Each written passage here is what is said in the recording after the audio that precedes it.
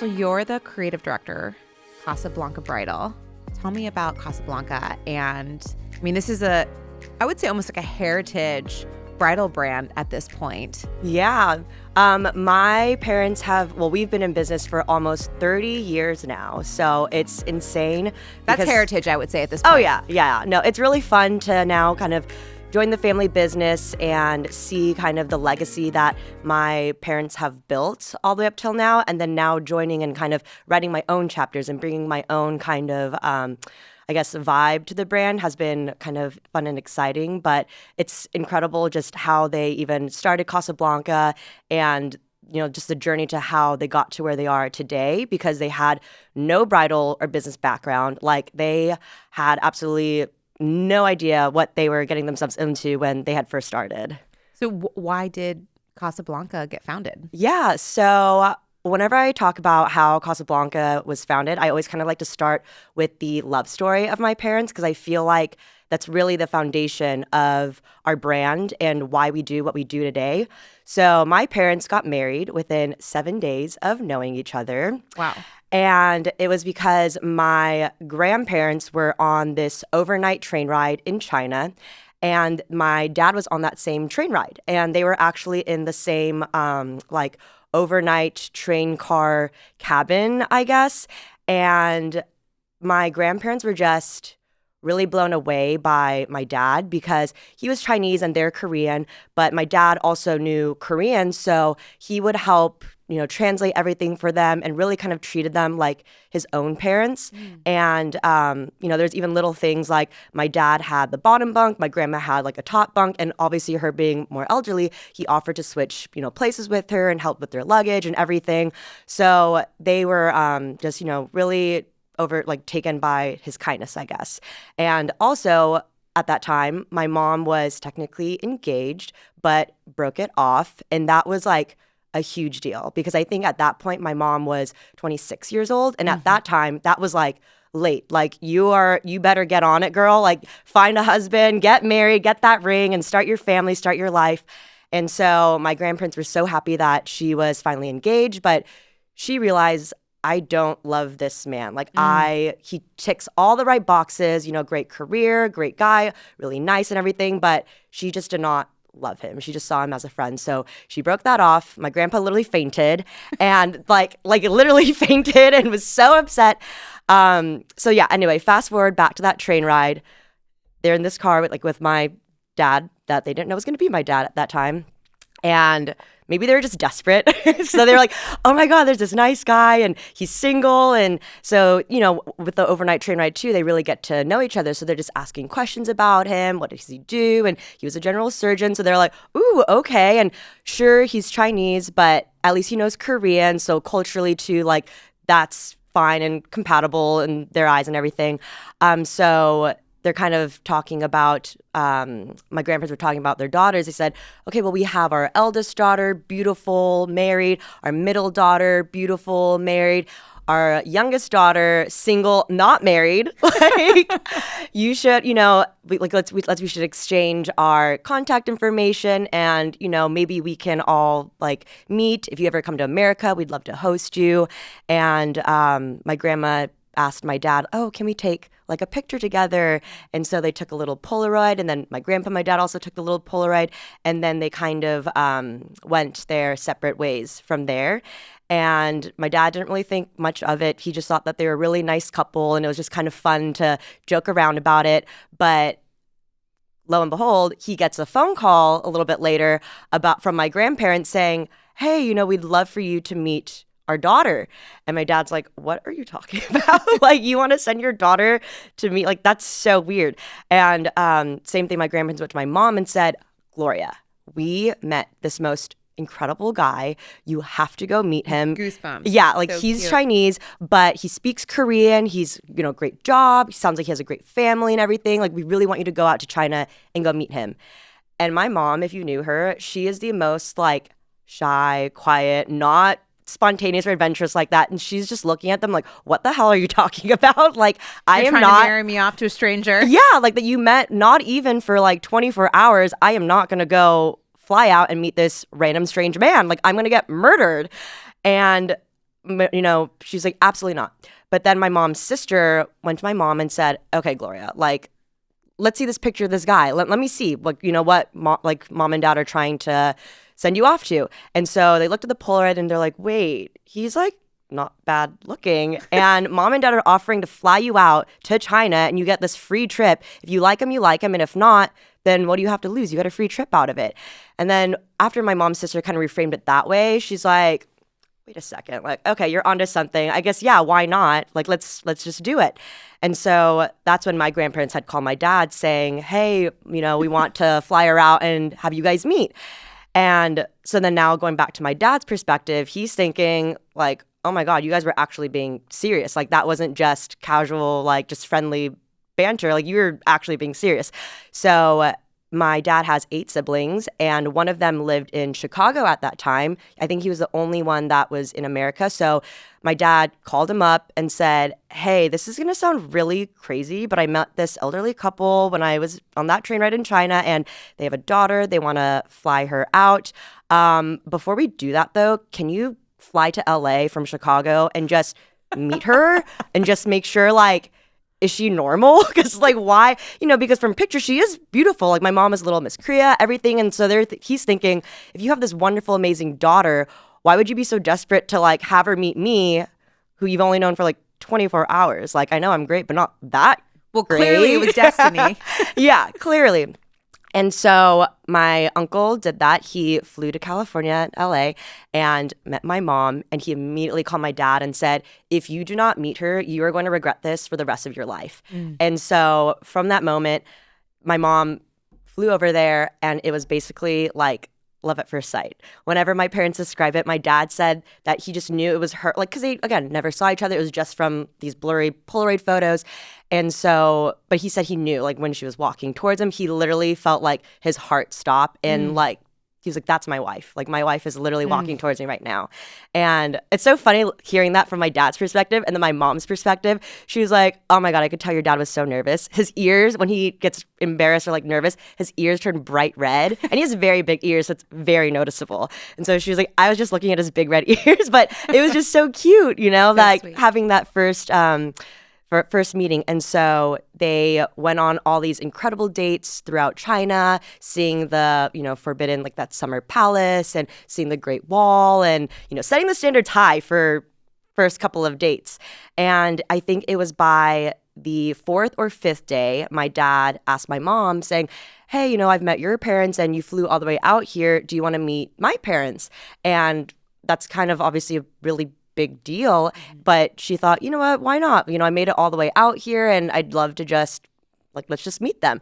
So they flew, met my grandparents, and at that moment, because they were within China and they were going through different cities within China. So they flew to where my grandparents were, and I actually don't know which city they were in, but I know that they flew from where they were kind of vacationing throughout Asia, and met them. And my mom said that as soon as she met his parents, she knew that was like he was the one, because his parents were very similar to her own. And so I think just having that similarity, and then also just having that connection, I think she could just tell that she could live the rest of her life with this man. So by the 7th day, my dad got on his knee, proposed to my mom. They went to the government building in China, got their marriage license and everything, and they were officially a married couple. In 7 days. Yeah, within 7 days. And so that's kind of their love story of how they got married, but then that kind of now transitions to how they started Casablanca. Because my dad was, like I'd mentioned earlier, he was a general surgeon. And they kind of decided that as a couple, they would love to kind of start their life in America, out in California. And so my dad started that process of kind of immigrating over and everything.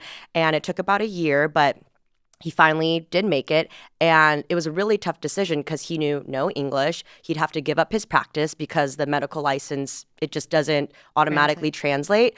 So he would be basically starting from scratch. But that was kind of a big, tough discussion that they had together and decided on as a couple.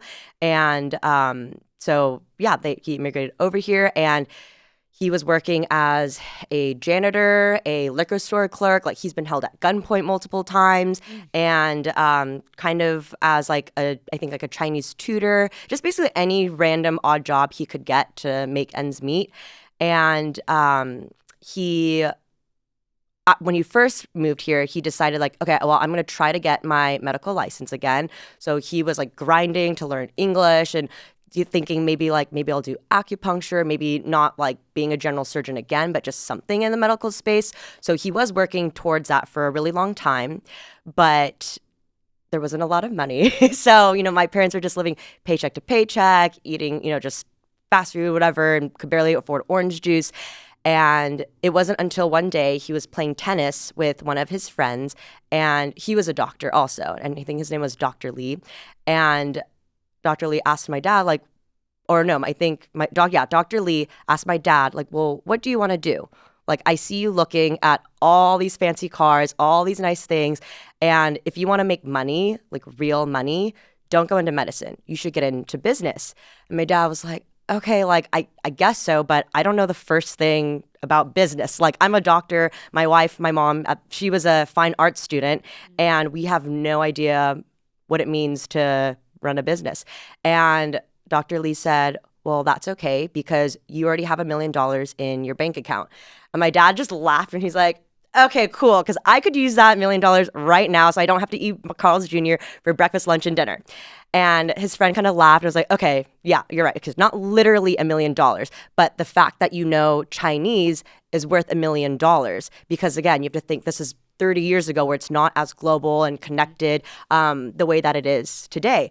And so my dad said, okay, yeah, that's a good point. And so Dr. Lee said, just take something from America, sell it in China, take something from China, sell it in America. And he was like, wow, okay, that sounds easy. I think we could do that. So my dad took that advice, went to my mom, and my mom was like, I don't care. Let's just do something because if we want to start our lives, start a family that we've been talking about, like we need to do something. And so from there, they kind of started coming up with their business plan. What did they want to do? What industry? And they did so much research. Like, it's insane. Every time I hear them tell the story, I think there's a new product that I hear that they've tried. And like all the ones I can remember, like first they started with medical equipment, which was insane because it was so expensive, so difficult, and just a really complicated industry. So they're like, screw that. Let's not do that. They tried grandfather clocks. They tried Korean wallpaper. They almost, like, I think my dad scaled a mountain to see if they wanted to do Korean acorn jelly, if you know what that is. So we almost became farmers. And so, yeah, they just tried all these crazy things. But it wasn't until my mom and dad were in China and they saw this group of brides doing a photo shoot. And they could tell that they were trying to do like a Western style shoot with the white wedding dresses and kind of more American style. But my mom noticed that the brides, the couples, they were gorgeous, but their dresses were really dirty or just like an off color. And my mom was looking at them like, oh, like, they're so beautiful. They should have the best quality, best looking dresses on such an important day. And that's when the light bulb kind of went off. And my mom was like, oh, we should start wedding dresses here in China because that wasn't a thing. Like the white American wedding dress wasn't really popular back then. So they opened their first shop in Beijing in China called California Weddings. And that's how they kind of got their foot in the door with the bridal industry. But again, it's 30 years ago. The significance of the white wedding dress did not really resonate with the Chinese brides. They loved the idea of them, but they just wanted to rent. They wanted to rent the dress, put it on for a photo shoot for like a few quick pics, and then that would be it. They would return it. And it was just really hard because my parents are like working their butts off to get these brides their dresses, and it's returned at the end of the day, super dirty, tattered, and they're spending all night trying to clean all the dresses and just reset for the next day. And so that was just not a very sustainable business model for them, but they loved bridal. That's when they kind of got that bridal bug and they knew, okay, we love this. We want to do weddings, but maybe let's sell dresses back in America where we know that the significance of the wedding dress is there. But let's manufacture here. We can make our own wedding dresses. So let's start that. And my parents toured all these different factories throughout China, like So many. And when you're touring them, they make you take your shoes off and kind of walk through. And by the end of every single tour, my mom said her feet were like pitch black. Like the conditions were horrendous. And she was so confused. How are you guys making beautiful, clean wedding dresses here if our feet are this dirty by the end of each tour? And they're saying, well, because before we ship them, we just wash all of them and then send them over. And she's like, well, couldn't you just start with the dresses being clean in the first place? Like, that almost seems like more work. And so they really didn't like any of the manufacturing facilities that they saw. So they decided, okay, maybe we can do our own factory, I guess. And so they just bought 6 sewing machines from downtown LA at the Fashion District, shipped it on over to China. And my dad asked one of his elder sisters, saying, hey, we have this kind of crazy idea. We want to start designing wedding dresses, but also making them. And we want to have our own factory that we're trying to start. Will you quit your job and help us start that? And she was a doctor at that time too, making she had a great income. So, and she just, I don't know how, I actually want to ask her too about this, because that was such a big leap of faith to just trust her younger brother. And he's, out of 8 siblings, he's the 7th youngest. So to really trust her baby brother with this crazy idea, give up her career and help start this factory, like she just had this almost, like blind faith, I guess, and went along with it. And her husband was ready to kill my parents. He was like, you guys don't know anything about bridal. You guys are doctors. Like, what do you mean you're going to do wedding dresses? Like, this makes no sense. And he was very upset. But they tried, they did it. And then it's kind of just about making lots of mistakes. Like when they did their first their first runway show, it was at the National Bridal Market of Chicago. And because my parents had no bridal experience, they didn't understand the patterns of wedding dresses, how the sizes should work and everything. And they only went off of, I think, Asian bride patterns. So when the models in Chicago came out, they are 6 foot tall and very, very tall and beautiful. But our dresses came out like little short mini dresses. And everyone in the crowd was laughing and clapping and who is this Casablanca Bridal? Oh my gosh. And people are kind of confused. I think, is this intentional? Was this a mistake? But either way, my parents were super embarrassed by that. But that could have been the point where they could have just kind of thrown the towel and said, we quit. We have no idea what we're doing. That was horrible. Let's do something else. But instead, they kind of just took that and said, what did we do wrong? What can we do better? What do we do next time? And also just went to customers and got feedback and asking people for help. They just really had to put their pride down and be humble and willing to learn. And so that's just how they kind of got continuously better and better. And they had a tiny little booth when they first started at all these bridal markets. And people would just walk by and kind of laugh and smile at them and say, keep smiling. My dad always says that there's these same people that always come by and say, keep smiling. And my dad, that's what they did. They just kept smiling and asking for, again, more advice. And it's crazy because they turned their weakness into a strength. There was a point where things shifted, where they were starting to do things right and people were noticing them and noticing that their designs were different and unique. But there was still some things wrong with the pattern. Oh, this is beautiful, but the neckline is still too high. Or, oh, we like this, but the sleeves are still a little off. And in a panic, my parents, they knew that we have our own factory, which is just 6 people at that time. But they would say, oh, well, it's okay. We can customize it for you. And at that time, no one else was really doing that. So that was huge. And also, I think, I don't know if this is ignorance or genius, but my parents also had no idea the cost of customizations at that time. So I think we were grossly under what everyone else who was offering customs at that time. It was just this crazy affordable service that they were offering. And so that's kind of how they turned their weakness into a strength. Because even now today, Casablanca Bridal is known for our customizations. And that's our strong suit, where we do really well in. So super long story, but that's basically how Casablanca all got started. And it really starts from, like I said, my parents' love story and making lots of mistakes and being willing to just try to make all those mistakes and not being embarrassed by them, but willing to learn and just get better from it. It's so fascinating. It's such a good story. I love it. Thanks for sharing. Yeah. I am curious, like your parents started this business before you were born. So you literally grew up watching wedding dresses be made and seeing them from sketch to, come to fruition. What made you decide to join? Like, were you always enamored by weddings or? Yes, so my parents started in the bridal industry in 1994, and then it became Casablanca like 1997, and that's kind of also around when I was also born. So I really grew up with Casablanca Bridal and watched my parents start from the very beginning, where they had a tiny one-room office attached to like a garage, and I would be the first one dropped off to kindergarten, the very last one to be picked up. Like, I literally remember walking with my principal through all the rooms in the kindergarten, turning off all the lights, helping to lock all the doors, going outside, locking the front doors, sitting on this little concrete bench, waiting for my parents to pick me up, and then we go straight to the office. And they're working, and I'm just trying to entertain myself.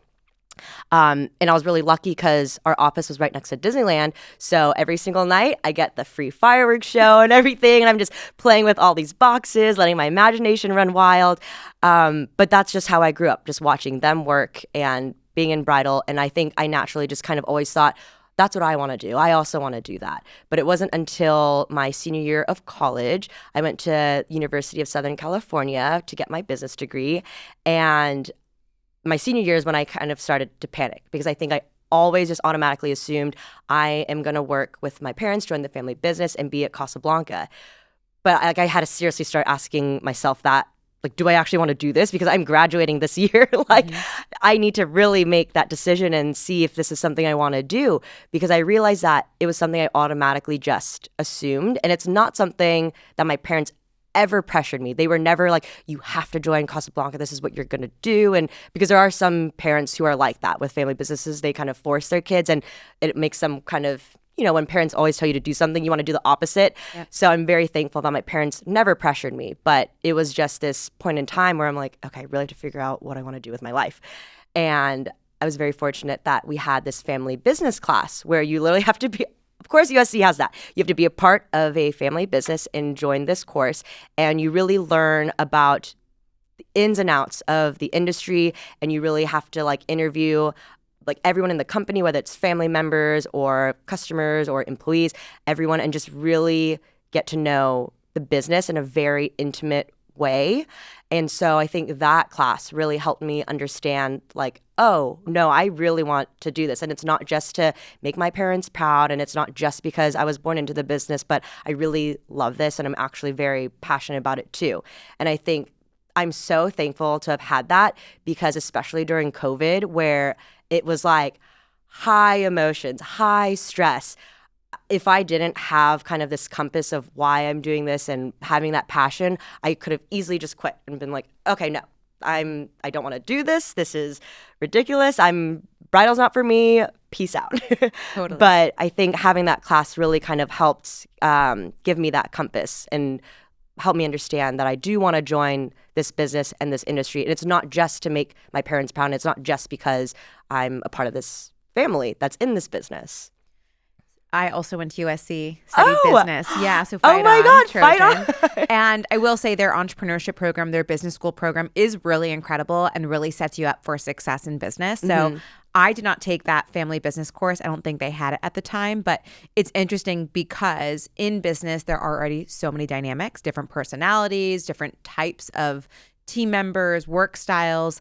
But when you layer in family dynamics, it can be even more stressful, more challenging. So that's really cool that, you went through that whole process and that they gave you that framework to be able to kind of evaluate, is this for me? Is this not for me? Yeah. I want to get back into the actual manufacturing of the dresses and the collection. So talk to me a little bit about how many collections do you guys have? How often do you launch them? Because I feel like a lot of bridal houses, right? If you call them that. It's not just that one brand. There's kind of different styles and different collections. So tell me a little bit about how Casablanca approaches the different seasons and different dress collections? Yeah. So we have under our Casablanca Bridal Fashion House, we have 4 labels now. So we have Casablanca Bridal, which is our main bread and butter. That is the one that started this amazing legacy. It's for your really elegant, more timeless and sophisticated styles with a little bit of a modern twist, but nothing too crazy. And the price point on that? The price point I would say it goes from like 2,500 to 3,500, around that range. And then we have our beloved label, which is our slightly more affordable line as well. It's from the range of 1,200 to 2,000, 2,500, around there. And those styles are a little bit more free-spirited, a little bit more whimsical. It's not as heavy beading and lace as the Casablanca Bridal collection. And then we have our Amari Couture line, which is from like 3,500, 4,000 and up. And those are your super luxurious, fashion forward, glamorous kind of looks, your really couture brides. That one we would always launch once a year, and the other collections twice a year. But since COVID, we kind of put the couture line on hold, and we've been kind of just working on reevaluating what direction we want to take it in and kind of rebranding, especially with me joining the company now and kind of taking on this creative director role. We want to be really intentional with the styles, the branding and everything. So it's kind of in this transitional phase. Reimagination? Yes, exactly. And then the last line that we have, which is the newest, it's the one that I actually launched in 2020. It's called LeBlanc. And these styles are very modern, fashion forward. There's no lace or beading. There's maybe like very, very tiny lace details, but it's very minimal. It's supposed to be very clean and chic, like the name LeBlanc, which means the white in French. And those styles range from about 1,500 to 2,500 as well. So yeah, those are our 4 lines that we have. And all of them can be fully customized. When you go into one of our retail partners and you try on a Casablanca dress, you can customize it any way that you want. And when a lot of designers say that they customize, I feel like it's really like simple, like, oh, I want to add sleeves maybe or raise a neckline. But when we say we can customize, like, we can customize. We have brides that will take the top of one dress, the bottom of another, the lace of a third dress, and then the lace placement of a fourth dress. And then they combine all of those elements together to create a brand new dress that no one else in the entire world has. And I think that's just something really incredible that we can offer, because I feel like more and more brides, especially today, they're looking for looks that are unique to them and that really let their personalities shine. And I think that's something that you see too, just with weddings in general. I love seeing couples incorporate not just tradition, what's always been in weddings, but really different things that feel special and unique to them and really injecting their personalities into it. So it's really fun to see how brides get creative with their wedding dress and just the wedding day in general. The customization piece is so interesting because what I find after being in the wedding industry for 12 years and going to bridal market twice a year, I'm always perplexed on how do designers come up with new versions of wedding dresses. Like, hasn't it all been done? Like, how? Like, what hasn't been done with wedding dresses? Girl. How does that? How do you design new wedding dresses? Yeah. Or are you recycling through things? Yeah. Like, literally, I ask myself that question every single day. Like, we literally just launched our Spring 25 collection, and so this whole past month, we have been traveling for all the bridal markets, like you just mentioned. We went to like Atlanta, Las Vegas, Chicago, Harrogate in the UK, and we just did like a preview trunk show at one of our really great stores in Michigan. Next week, we have to start our new collection for fall 25. So we like don't even get a little breather. It's like, okay, we launched the Spring 25 to our retailers. Let's work on the new collection now immediately. So I think it's an advantage that we can customize dresses because we are constantly, every single day, basically being sent in inspiration directly from our brides because we are imagining our designs how we think, and you know, it's beautiful and intentional, but it's just so amazing to see how creative our brides can get with all the different elements from our existing styles and how they kind of collage it and put together to create a whole brand new style. So even though you're like crowdsourcing your design through your customization. Yeah, exactly. And you kind of touched on a point too, that with trends, a lot of things recycle. Like I've noticed with the trends right now, I feel like the basque waistline is coming back, even pickup skirts. What's basket waistline? A basque waistline. Oh. So it's kind of like the corsetting. Yeah, like the corset, and along the waistline it has like that slight tapered V. That's I think from like long time ago. Very long time ago. I wish I knew the period. I should. That's so bad of me. But that's like a style that's really been recycled. And like I mentioned, the pickup skirts. So when we went to market, actually, that was so funny to see people's reaction to the one dress that we did with the pickup skirt. Because I think that was from like the 90s, 2000s, and then also from even longer than that. But when we would have some more seasoned retail owners come in, they would look at that dress and be like, oh my God, that is so old and outdated. Like they did that years ago. And then we have new bridal owners who are, more closer to like my generation. They're like, oh, that is so unique and different. That's so chic and modern. And it is just so funny to see the complete different reactions because for, the elder generations, they're like, been there, done that. Why is this coming back? That could have stayed in the 90s, should stay in the early 2000s. But like trends it's a cycle. It really is. But it's fun to see those trends and try to add a modern twist because you want it to be timeless but still relevant. So I feel like that's kind of the fun part of being constantly inspired by previous styles or previous dresses and kind of reimagining them. So speaking of trends, you mentioned the pickup skirt, the basque waist. What are other trends that you're seeing for 25 bridal dresses? Yeah, I think another trend that I'm seeing is a dropped waistline. I think that is a silhouette that a lot of people have been scared of, but I've been seeing a really huge rise in that trend. And I think it's super flattering. It really helps, enhance the bride's silhouette. So I'm really happy to see that. Some other trends too is not really, I guess, the dress itself, but accessories. Like I feel like I've seen a huge uptick in gloves and just seen really a lot of gloves. Lots of gloves. Yeah. And I think that's with Bridgerton and that kind of influence in fashion and especially in bridal.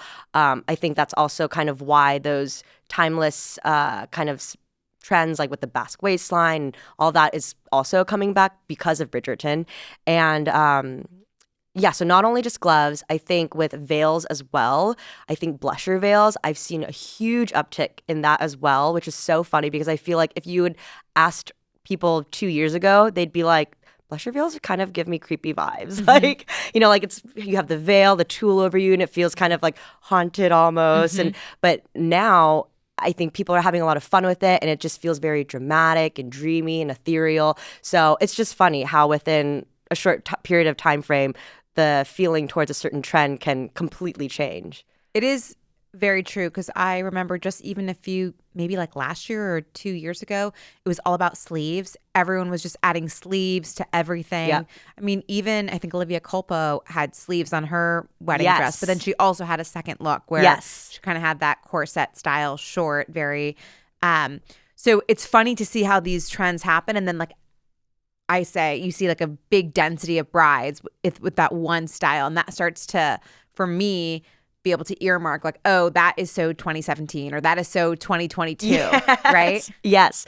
And I think also that's another reason why I think people are kind of going back to those more timeless styles and looks because there's a lot of celebrities or influencers recently that have been getting married that I thought they were going to go with this really kind of sexy or avant-garde or very kind of I guess, different look, but then they choose something that actually feels very timeless. And I feel like it's because there was a period of time that people were really going in for those micro trends in bridal. And I think with fashion, that's okay. But with bridal, it's really hard because those really are images that you are going to look back on for the rest of your life. Like in 5 years, 10 years, 40, 50 years with your grandkids, that you want to look back on them and think, wow, I looked stunning. Not, oh my God, why did I do that crazy thing? And because it's just such a micro trend that's trending for, those short few months. So I think people are starting to kind of realize that and just kind of going back to those more timeless, but again, still relevant styles. So that's just been kind of interesting to see in the bridal industry. Yeah, you don't want to take a crazy risk with your wedding dress because you're gonna have you're spending so much money on that day and the photos. Yeah. That it might have felt cool at the time, but then looking back, you're like, ugh. And also if you want to pass on the dress to someone in your family, which has been something that I've seen so many influencers and brides kind of taking their mom's dresses and repurposing them or using it for their bridal shower. But if it's something that's like super avant-garde or not very classic, it's going to be hard to do that. Yeah. And I'm not saying don't go for that. Like, if that is you as a person, then absolutely do that, because that's just another chapter in your life where you, like you just said, you look back at certain trends. You're like, oh my gosh, this was this time period. And some people really love that too. And it's fun to kind of look back on and say, oh my gosh, do you remember when this was the trend back then? And obviously it's so different now. But so it really depends on you as the bride. Like, if that's what you really want to do, then absolutely go for it. I'm not saying don't do that and don't experiment, don't have fun with it. It's just a trend that, kind of noticed. I have a question that I feel like I have faced as someone who's engaged in looking at dresses. Why are wedding dresses sized differently than regular fashion dresses? Oh my God. I ask myself that all the time too, because when I first joined the bridal industry and I would kind of put on some of our dresses and my parents would tell me what sizes it is, I'm like, wait, what? Like, I feel like I've been working out. I feel great. What do you mean I'm this size? Like, it's like 4 sizes bigger than my regular clothes. But it's just an outdated size chart that started years ago in Europe, and it's just stuck around. And it's something actually that we have been talking about as a brand. You got to change it. You got to change it because it's traumatizing when you go and try on a dress and you're like, oh, I'm normally a size 4 and I'm a 12. Yeah. It's very shocking, and and I know it's just a number and it's like not that big of a deal because whatever fits and you're going to customize it. But it can be kind of dramatic when you're going in to try on dresses and you're like, why am I putting on a size 12? That's weird. Yeah, no. I mean, I feel like Victoria's Secret is a perfect example. Like, when you go in there, they have, their own unique size chart. And I feel like they tell you a size that is probably like a little more flattering. You're like, heck yeah, I'm that size. So same thing. It is very like psychological shopping and seeing that size and hearing that number. And yeah, that is definitely something I think that we've been talking about as a brand. Who knew it was an outdated European scale chart? Oh yeah, and it's just stuck, and it's just the norm, the status quo that people have been sticking with. I think you need to change it. Yes, I am petitioning. Trust for that. me, yes. But something that we do offer also that we try to train our stylists on is you also don't even have to put your bride in a size number because we offer custom measurements. So you don't even have to be a number on a size chart. You can get a dress that is like to your bust, waist, hip, and then your hollow to hem measurement. So that's what we usually try to, there's a small fee for that, but I feel like to have the wedding dress come in and have it be to your size, it's not going to fit perfect because there are still going to be some alterations for like little nip and tuck here and there, but it will definitely be better and more accurate than just ordering off a size chart. So that's always something that we try to recommend too. Like, you don't have to be a number on a size chart. You can get the dress that is made for you. And we can do that because we also do made to order. So our dresses are not mass produced. Every single dress, as soon as you say yes to one, that is when our design team and our factory will actually start making your dress. It's not like hanging somewhere in a dingy warehouse waiting for someone to say yes to them and then being shipped to the retailers. So how long does that take? So how far in advance do you need to order your dress if it's being custom made for you? We always recommend about 9 to 12 months, but we have rush options. And being a family business and my parents being crazy, we have had situations where there is such a tight turnaround time that my dad flew personally to our factory to get the dress and bring it back for a bride. So whatever you want. Oh my God, watch like so many people call us now and say like, I need a dress like tomorrow. Can you fly and get it from your factory? No, but like, we will basically make it work. But we do have different rush options available that you can talk to one of our retail partners about, and they can add a rush depending on kind of your time frame in your wedding. Buying wedding dresses can also be a little bit of a different experience where you have to go to a bridal salon or a bridal shop, right, to see what they have and try it on. Walk us through that process, because sometimes brides go online and they go to a website, they see a dress. I want that dress. I want it now. And they don't realize that there's a process, right, of getting it measured and fit, all that. Walk us through the buying cycle. Yeah. So let's see. Where should I start? You get engaged. Yeah. You have your mom. You have your friends. You're going to a bridal salon. Yes. You're going to a bridal salon. And I feel like it's good to kind of come in with inspiration, what you want for your look, and show that to your stylist so that they can start pulling pieces that kind of match that vibe and look that you're going for. And if you do have a particular designer or a particular dress that you like are absolutely in love with and you have to try that on, then I would go on to that designer's website, and usually they will have something called like a store locator or find a store near me. Go to that part of the website, type in your zip code, and look at the stores that are in your area. And I would call them, because the system on like the website usually doesn't connect with the system of the store or the retail partner. So we don't know what inventory they have. They could have had it at one point in their store, but maybe they sold it off the rack for a bride who's getting married in a rush or a hurry. So they might not have that dress anymore. So it's really good to call the store, just make sure, hey, I saw you're listed on this designer's website. I am in love with this style. I'd really love to try it on. And just confirm that they have it. And if not, I don't know if this is for every designer, but for us, for example, if the store does not have it in stock, then they can call us and do what's called a gown on loan, where they can basically rent it for however long they want to, so that a bride can try it on when they come into the store. So that's just something that we offer. So yeah, once you go into the store and you've confirmed like, okay, great, I want to try on these styles, and try them on. But also, like I said, come in with your inspiration, but don't get too stuck on the styles that you think that you're going to love. Okay, I couldn't agree more, because I feel when I went dress shopping, there was like a certain designer that I was like, oh, I love all their images. I love their style. It's so me. And then I went to a bridal salon that carried them, and I tried on like 7 of their dresses.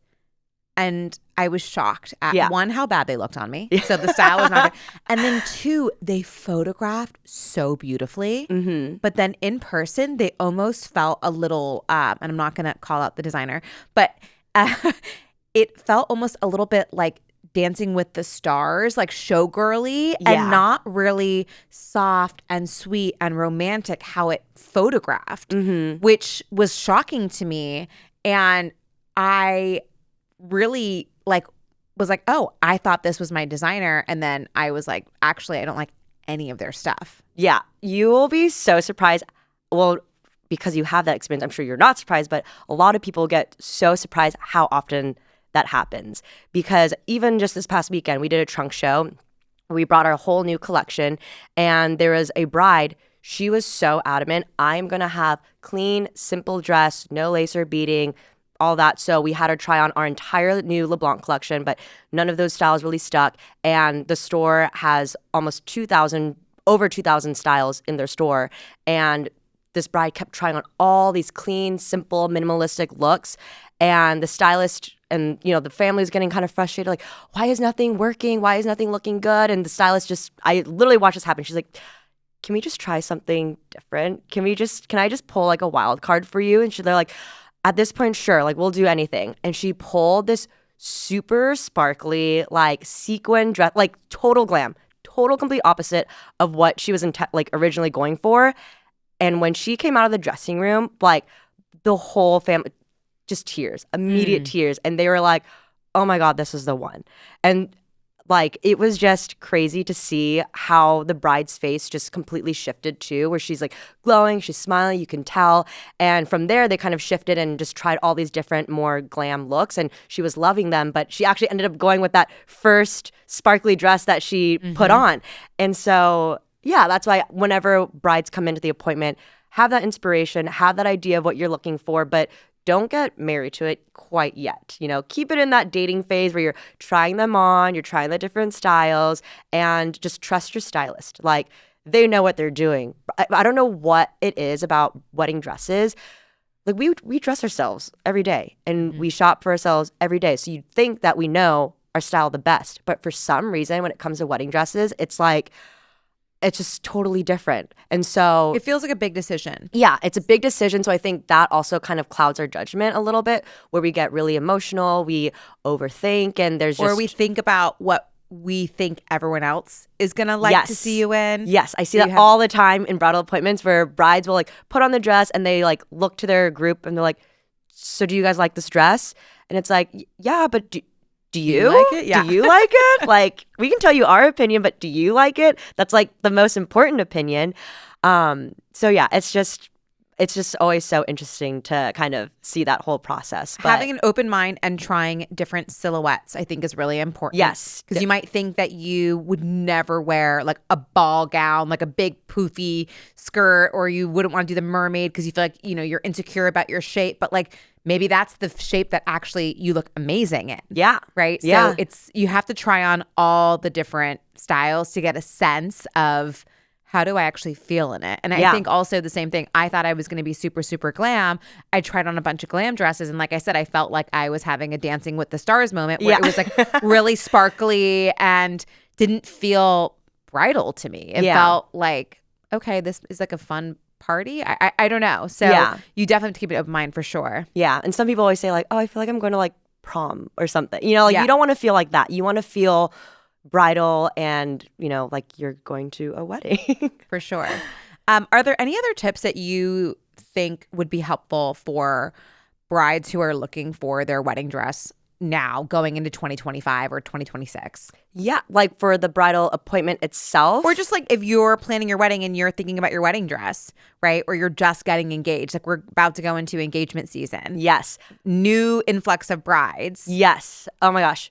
So I know we talked about timeline and I know that we do offer rush options, but just for the sanity of like yourself and your stylist, give yourself enough time to try on the different styles, kind of go through that exploring stage of understanding what style you do like and ordering that dress, because you don't know. I mean, thankfully, we're not in like the thick of it with COVID anymore, but you never know if there's going to be like a discontinuation of a certain fabric or a certain lace, or maybe it'll get stuck at customs, or there's some shipping issue because, the supply chain is still feeling the effects of COVID. So I think it's just really important to give yourself that grace, like that time, because we are in that Amazon era where we are used to having things like in the snap of a finger. And with wedding dresses, it is as a craft of love. It's, takes time. And like for us, it's all made to order. And so it's really important that you're giving yourself enough time to get that dress and what you want.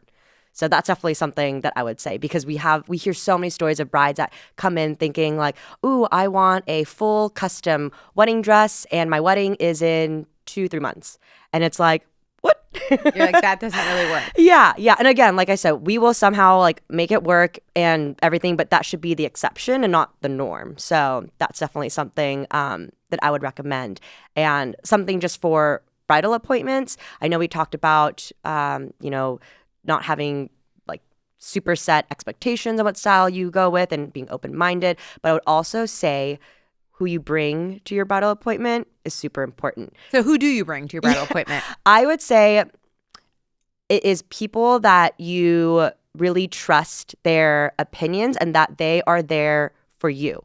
Like they are not going to force their opinions onto you. They're not going to force any sort of decision or be judgmental. Like they are truly going to be your biggest cheerleader. And that's not always mom. That's not always like your best friend, because sometimes you have a mom that's maybe too opinionated, or you have a best friend, unfortunately, that's maybe jealous that you're getting married before her and she's thinking in the back of her head, when is it my time? Like you literally can see that happening, like those dynamics sometimes. And just having a big group too, it can be really difficult because the bigger the group, the more opinions. And then that can really confuse the bride. And like we've seen that too, where you have a bride who comes in super excited with their bride squad. They've got champagne and they have fun little cutouts of like, we love this dress, or maybe try something else. And then they just get overwhelmed because everyone's kind of like interjecting their ideas, their opinions of what they think you should do. And it's like, oh my gosh, you guys, it's the bride though. Like, don't forget, we're here for the bride. Like, keep asking direct it back to her. Like, how is she feeling? How does she think about this look?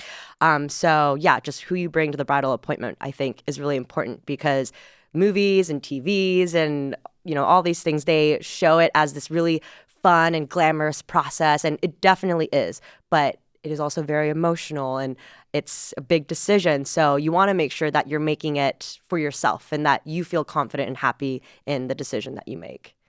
I love that. I have a wild card story of a bride who I had never met, that a mutual friend had emailed me and said, hey, I have a friend of mine who's getting married and her mom passed away. She doesn't want to bring any of her friends or family. Will you go wedding dress shopping with her? Because you have been in the wedding industry, you know it, and you can navigate. And I have goosebumps talking about it, because it was like such a random request, but I felt very inspired by the friend who was like trusting me to, you know, help her friend pick out her dress. And I was like, sure. Yeah. So we booked like 3 appointments at different salons. We had never met. We were just texting. And I went with her to 3 different appointments, helped her pick out the dress, never talked to her again. Saw the wedding photos. I mean, not that I didn't talk to her again, but like it was just that, to be that support for her during that process, almost like a surrogate, right? Yeah. And, you know, I had no judgment. I had no preconceived notions of what she should or should not wear, but just like, that looks great on you. Yeah, this is, you know, definitely trendy or classic or whatever. And I ended up seeing the wedding photos, and it was beautiful and it was really fun. But not that I recommend having a random stranger, but that was like a first and a last for me that I thought was like kind of cool. Yeah. Well, first of all, huge kudos to you, because that is like a huge, like you said, task, I think, to be given. And the fact that she trusted you, and, you know, you like your character and your judgment and everything, like, that's amazing. But yeah, that just shows that you don't have to have who you think are the right people to be there. Like, it doesn't have to be your family members. It doesn't have to be your best friends. It's just someone that you trust their judgment. You know that they're going to be there to support you and be there for you. Mm-hmm. And some people, they actually hire a stylist to do that for them. Yes. And they don't bring their friends and family. Yes. Because they don't want that projection, that judgment, that, you know, unwanted feedback. Yes, exactly. And that's why I think it's amazing to have a stylist and hire someone that can really help curate the look and understand your personality, what you're trying to achieve. And they'll know, like, what you're saying might not be what you're actually saying, but they'll hear you. Like, they'll listen to you and be able to interpret it and understand what you're actually trying to say, if that makes sense. No, for sure. Yeah. Okay, one more question, which I feel like is a burning question. Why are wedding dresses so expensive? Ooh, that's a good question. Well, I think wedding dresses are more expensive than your typical dress. One, because just the fabrics and the materials that you're using is, of course, way higher quality grade than your typical kind of everyday ready to wear. But not just the quality in itself, but just the amount of fabrics too. You know, you have layers of tulle and the linings and everything, and Swarovski crystals being incorporated. But also for a designer house like us, everything is made to order. So we're not mass producing. We're not just having the hanging stock. Every single dress is being made as it comes in. So that also definitely is a decision that, like, we as a bridal house have made. And it's like hours and hours and hours. Oh yeah, like, for one dress. Yes, like there'll even be like when we're doing our runway shows, we'll do some fashion shows where it's kind of like product training with me, where I talk about each piece and I talk about how much craftsmanship and how many hours it took to create certain dresses, and people get shocked. Like, we had one little choker cape that was a simple tulle choker cape, and it only had 3D florals along the neckline, but just those tiny 3 little floral appliques took like 5 hours to hand sew petal by petal. But if you saw that, you wouldn't think that it takes that long to create a little accessory. And even some dresses have that applique all over. Oh yeah, like we had one crazy feathery like petaled dress, and that took like, I think, like 120 hours, but it looks super clean and simple. Like, you would not think that it would take that long. And even beading, that's like a really big thing for us too. We do everything handmade, hand beaded, and we had a really gorgeous, glamorous beaded bodice. And then for the skirt, it was clean, simple, minimalistic, but that dress alone took like almost 100 hours just to create that bodice. Wow. So there's a lot of love and craftsmanship that goes behind it. But I think something that we as Casablanca are really proud of is we can offer that high quality craftsmanship, but still making it affordable. Like, I feel like that sounds like couture, and couture could be like $30,000 yes. for a dress. Yes. And so you're able to offer that for $3,500. Yes. And that's just because we have our own factory. Like a lot of other designers, they subcontract to multiple manufacturing facilities. So their dresses are actually being made from all these different places, all these different countries and everything. And their capabilities are just a little bit limited. But we, from the ground up, made our factory fully owned by us. So we are in complete control of the quality, the timelines, the craftsmanship, like everything is through us. And it's really great to be able to have that advantage, but it's also really scary because that puts a little extra accountability on us. Because sometimes when issues come in, they'll like a bride will complain to the store complains to the designer, and the designer will complain to the factory saying, well, I'm sorry, but the factory, like they made this mistake. But for us, it's like the bride will complain to the store will complain to us, and it's like, well, shoot, yeah, that's totally on us. Like, let us fix that for you. Yeah, but we'll fix it. So I think that's something that's really great and surprising about Casablanca, because we have a lot of brides that come to like our flagship store, for example. And we had a bride with like a $10,000 budget, and she was trying all of our dresses and just loving all of them. And she finally said yes to one of them. And when she heard what the price tag was, her jaw like dropped. She thought that this entire time she was wearing, because price was an issue for her. So she didn't even look or ask about what the prices were. She was just putting on dresses that she liked. And she was like absolutely shocked. So she should have gotten a second or third dress. Yeah, I think she did end up getting multiple looks and also customizing her look to bump up that price tag, because she wanted to say that she wore that kind of a dress. Yeah. Totally understandable. So yeah, I think that's something great about us being able to manufacture our own dresses. And I'm also just really proud of my parents for what they had built, because going from that 6-person tiny little room that was their factory when they first started, now it is like a huge campus where it's 3 separate buildings. They can house almost like 1,000 employees there. And we have in this for the entrance, it's like an indoor garden with an atrium, high glass ceilings. All the floors are wooden and heated, especially for the winter times. And it's all run on solar powered energy. So all the water is heated with solar power. We have like a basketball court there, indoor theater, a ping pong room, amazing. All these things. I want to go. Yeah, no, it's like something that we're really proud of, because when people hear factory, and especially in China, they think like dingy, dark, and obviously not the most ethical at times also. And that's something that my parents were absolutely trying to avoid. Like, they've seen those kinds of factories, and they were absolutely mortified and horrified that that's a thing. So that's why they're super passionate too about not just creating beautiful dresses, but making sure that it's being ethically manufactured.